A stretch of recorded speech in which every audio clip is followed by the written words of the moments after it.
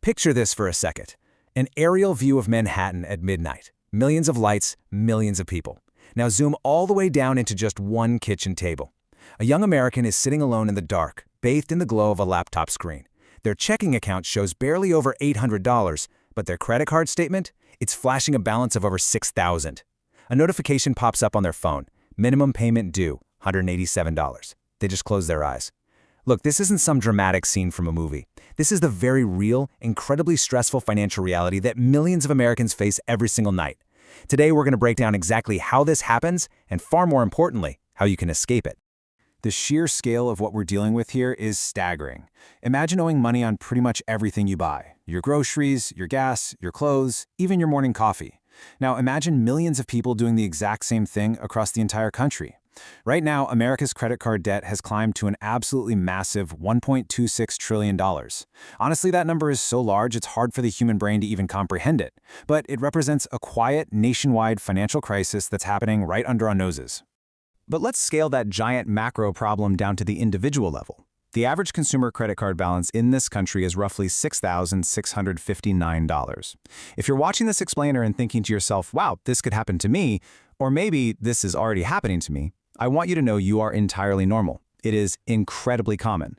But to actually change that trajectory, we have to understand exactly how that balance gets so high in the first place. So let's dive into part 1, the trillion-dollar debt trap, and how it builds up one small payment at a time. You know, the scariest part about credit card debt is that it almost never comes from one giant reckless purchase. People don't usually go into massive debt because they went out and bought a yacht or a mansion. It sneaks up on you. That $6 coffee? It isn't really $6. Let's say you spend an extra $300 every month on your card. It doesn't feel dangerous at all in the moment, right? $10 here at the coffee shop, maybe $20 for a streaming subscription, $70 at the grocery store, $50 at the pump. It all goes onto the same card. But if you don't pay that balance in full at the end of the month, the real price of those items isn't what was printed on the receipt. The real price is the interest. Which leads us to an absolutely crucial concept, APR, or annual percentage rate. Credit card APRs remain incredibly expensive, often hovering right around 27.99%. And this is where the game changes entirely. When you carry a balance month after month, the bank doesn't actually need you to make another huge purchase to make money off of you. Thanks to that APR, they can pull in massive profits simply by waiting. That interest alone is what keeps people trapped in a dark, incredibly frustrating financial tunnel. Which brings us to part 2, the minimum payment illusion. This is exactly why huge debts suddenly look so small. This is the psychological trap that keeps you stuck in a cycle of debt, all while making you feel totally comfortable. Honestly, the minimum payment might be one of the most dangerous numbers in personal finance. By definition, it's just the smallest amount required to keep your account in good standing. But here's the trick. It is intentionally designed to make a massive debt look totally manageable. When you open your banking app, your brain sees that giant balance, but then the app gently whispers, hey, only $150 is due. Instantly, your brain relaxes. You think, okay, yeah, I can handle that. Let's actually walk through the harsh mathematical reality of this trap. Say you start with a $5,000 balance. You make that nice, manageable $150 minimum payment. But because of that crazy 27% APR we just talked about, your balance barely drops at all. It remains remarkably high. Then more interest is added the very next month, and the cycle repeats. By only making minimum payments, you are literally guaranteeing yourself years of unnecessary interest. Always remember this rule. Your goal isn't simply to make the payment. Your goal is to completely eliminate the balance. Let's move to part 3, the real cause of debt. And this is all about what occurs when life just happens. There's this huge misconception out there that everyone struggling with credit card debt is simply irresponsible, just out there buying luxury bags or expensive watches they can't afford. But for millions of Americans, that is just flat out wrong. Imagine you're living a calm, totally normal life. Suddenly, your car's check engine light comes on. The mechanic hands you a repair estimate for $1,347. But when you check your available cash, you've only got $318 to your name. You're faced with an impossible choice here. You can't delay the repair because, well, you need the car to get to work, and you obviously can't pay cash. So what do? You are forced to borrow, slapping that unexpected emergency right onto the credit card. And you know, the data backs this up perfectly. According to a 2026 survey, a staggering 53% of consumers reported that they carry credit card balances just to cover essential living expenses. We're talking medical bills, rent increases, child expenses, or maybe a sudden layoff. This isn't some cautionary tale about buying too many luxury products. For over half the population, credit has literally become a desperate financial bridge just to survive the month. And this right here is exactly why emergency savings matter so incredibly much. Now, you don't need to build a massive 6-month emergency fund overnight. Honestly, that's just overwhelming. Just start by saving your first $500. Once you hit that, push it to $1,000. Then aim for 1 month of bare-bones essential expenses. The goal isn't perfection from day one. The goal is simply creating enough breathing room so that the next time life inevitably throws a curveball at you, it doesn't automatically transform into a high-interest credit card disaster. Okay, so part 4, strategies to escape debt. Now we're going to focus on mathematically creating your way out.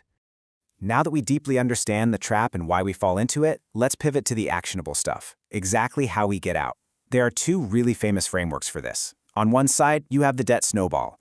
This is where you attack your smallest balance first, totally ignoring the interest rates. Why do this? Because actually watching a balance disappear entirely creates incredible psychological momentum. It gives you quick wins. On the other side is the debt avalanche. This is where you attack your highest interest debt first. Now, strictly mathematically speaking, the avalanche will absolutely save you more money on interest. But here's the real secret. The absolute best strategy is simply the one you'll actually stick with. Human motivation matters just as much as the cold, hard math.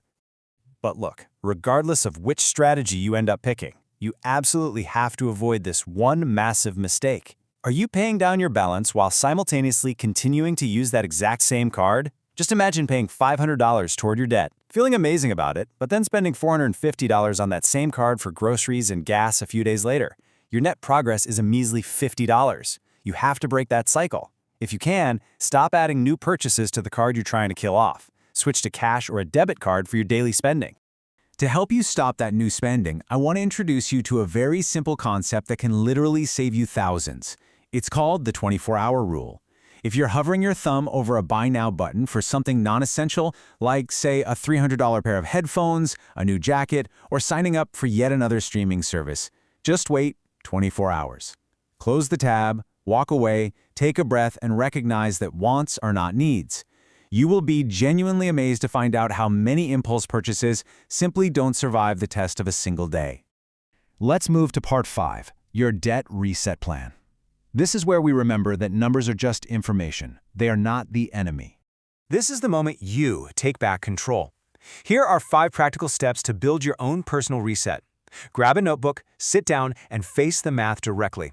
Step 1, write down every single balance you owe. Step 2, write down every APR next to it.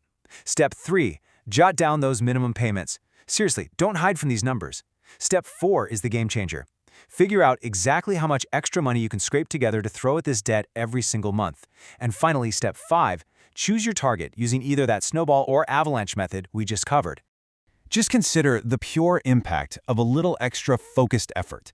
Let's say you take on some weekend work, maybe sell some unused electronics lying around the house, or cut back on eating out, and you find an extra $500 a month.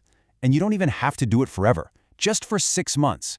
500 times 6 is $3,000. Instead of casually spending that on a weekend trip, that $3,000 aggressively attacks the principal of your debt. It completely rewrites the math and dramatically accelerates your path to a zero balance. Which brings us to our final section, part 6, building true wealth. Because getting out of debt, that is just the starting line. Please, whatever you do, don't make this common mistake. Getting out of debt isn't the finish line. Once that high-interest credit card balance finally hits zero, you must redirect those former debt payments into building actual financial security. Fully fund those emergency savings we talked about. Take advantage of employer retirement plans. Open an IRA. Start investing in broad, diversified index funds for the long haul. And keep in mind, investing is not gambling. You don't need to hunt for some magical stock that's going to shoot up 1,000% overnight. You just need a steady, boring strategy that you can stick with for years. And this brings us to a really stark and, frankly, kind of uncomfortable truth about money in America. Looking rich and actually being financially secure are 2 completely different universes. The person who looks incredibly wealthy, driving the luxury car, wearing the designer clothes, they might actually be drowning in massive monthly payments. Meanwhile, the person driving a reliable 10-year-old car, living in a simple, modest home, they might have fully funded investments and absolutely zero debt. Because true, lasting wealth is only what you actually own after all your bills are paid. Look, America does not have a shortage of financial information. What we have is a shortage of financial habits. You don't need to suddenly figure out how to earn $1 million tomorrow. Start much smaller. Stop the bleeding. Build that emergency fund. Ruthlessly attack your high-interest debt and take control of your spending. Then invest for the long term. Because at the end of the day, the ultimate goal isn't just to look wealthy to your neighbors. The goal is to reach a point where money simply stops controlling your life. So I'm going to leave you with this one question to think about. What financial decision are you going to make today, right now, that will completely change the next 10 years of your life?